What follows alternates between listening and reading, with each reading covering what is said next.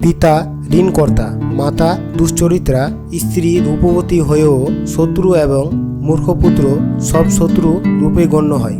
জীবিতকালে পিতা যদি বিভিন্ন কারণে ঋণ গ্রহণ করে তা পরিশোধ না করে গত হন, তাহলে সেই ঋণভার বর্তায় পুত্রের উপর। পিতা যদি আবার উচ্ছৃঙ্খল জীবনযাপন করে ঋণগ্রস্ত হয়ে গত হন, তাহলে পুত্রের উপর যেমন ঋণের দায়ভার বর্তায়, তেমনি কলঙ্কের বোঝাও ও পুত্রের মাথায় চাপে। পিতা শত্রুরূপে গণ্য হয়। মাতা যদি ব্যভিচারিণী হন, নিরপরাধ সন্তানকে তার কলঙ্কভার মাথায় বহন করতে হয়।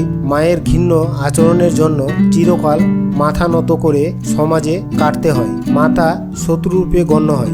স্ত্রী যদি রূপবতী হয়, চারিত্রিক দৃঢ়তার অধিকারী না হয়, পরপুরুষের আকর্ষণে তার স্খলন ঘটে, তাহলে সেই স্ত্রীও শত্রুরূপে গণ্য হয়। এছাড়া পুত্রেও যদি মূর্খ হয়, বিদ্যা শিক্ষার প্রতি কোনো আগ্রহ না থাকে, সেই পুত্রও শত্রুরূপে গণ্য হয়, কারণ পুত্রই পিতার উত্তরাধিকার বহনকারী। মূর্খ পুত্র বংশের মনোন্নয়ন ঘটাতে পারে না।